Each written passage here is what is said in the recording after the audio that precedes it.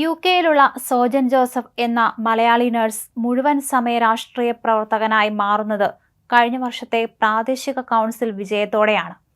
അതിനും ഏതാനും വർഷം മുൻപ് തന്നെ ലേബറിന് വലിയ സ്വാധീന ശക്തി ഒന്നും പ്രകടമായി പറയാനില്ലാത്ത പ്രദേശത്ത് രാഷ്ട്രീയ പ്രവർത്തനം ആരംഭിക്കുമ്പോൾ കോട്ടയം കൈപ്പുഴക്കാരനായ സോജൻ പോലും സ്വപ്നത്തിൽ കരുതിയിരിക്കില്ല ഒരു നാൾ താൻ UK പാർലമെന്റിൽ 650 പേരിൽ ഒരാളായി മാറാനുള്ള മത്സരത്തിൽ ഉണ്ടാകുമെന്ന്. എന്നാൽ സ്വപ്ന പരിസരത്ത് പോലും ഇല്ലാതിരുന്ന ആ കാര്യമാണ് ഇപ്പോൾ യാഥാർത്ഥ്യമായിരിക്കുന്നത്. ആഷ്ഫോർഡ് മണ്ഡലത്തിൽ ലേബറിന് വേണ്ടി സോജൻ സ്ഥാനാർത്ഥിയാകുന്ന വിവരം ഇക്കഴിഞ്ഞ മാർച്ച് 5-നാണ് പുറത്തു വന്നത്. ലേബറിന് വിജയം പോയിട്ട് നല്ല മത്സരം പോലും നടത്താനായ ചരിത്രമില്ലാത്ത സീറ്റാണ് ആഷ്ഫോർഡ്. കൺസർവേറ്റീവിലെ പടക്കുതിരയും തലമുതിർന്ന നേതാവുമായ ഡാമിയൻ ഗ്രീൻ 3 പതിറ്റാണ്ടോളമായി കൈയടക്കി വച്ചിരിക്കുന്ന മണ്ഡലം. ആകെയുള്ള 80,000-ഓളം വോട്ടുകളിൽ ശരാശരി 13,000 വോട്ടുകളുടെ ഭൂരിപക്ഷത്തിൽ ഡാമിയൻ വിജയമുറപ്പിച്ചിരുന്ന മണ്ഡലം. അതിനാൽ ലേബർ പാർട്ടിക്കാകട്ടെ ആഷ്ഫോർഡിൽ ആര് മത്സരത്തിനിറങ്ങിയാലും കാര്യമായ പ്രചാരണം പോലും പലപ്പോഴും ഉണ്ടാകാറില്ല.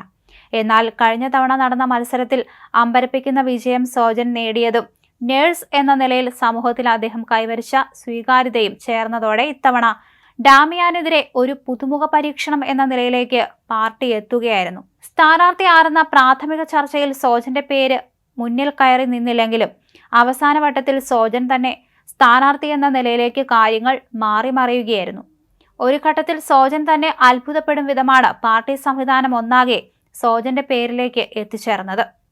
തെരഞ്ഞെടുപ്പ് എന്ന് വേണമെങ്കിലും പ്രഖ്യാപിക്കപ്പെടാം എന്ന സാഹചര്യത്തിൽ രാഷ്ട്രീയം പിരിമുറുക്കത്തിലേക്ക് നീങ്ങുമ്പോൾ രാജ്യമെങ്ങും 3 വട്ടമായി തുടരുന്ന ടോറി ഭരണത്തിനെതിരെ ശക്തമായ വികാരത്തിലേക്ക് വീഴുകയാണ്.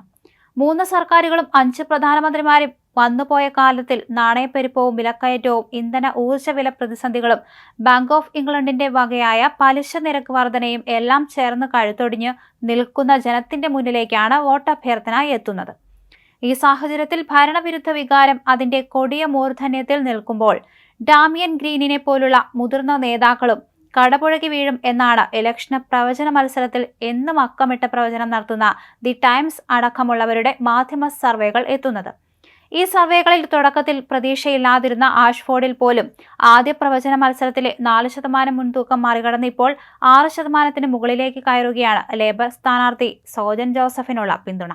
ഈ ട്രെൻഡ് ഇത്തരത്തിൽ മുന്നോട്ട് കയറിയാൽ സോജൻ ജോസഫ് ആഷ്ഫോർഡിൽ അട്ടിമറി ഒരുക്കും എന്ന് വ്യക്തമാണ്.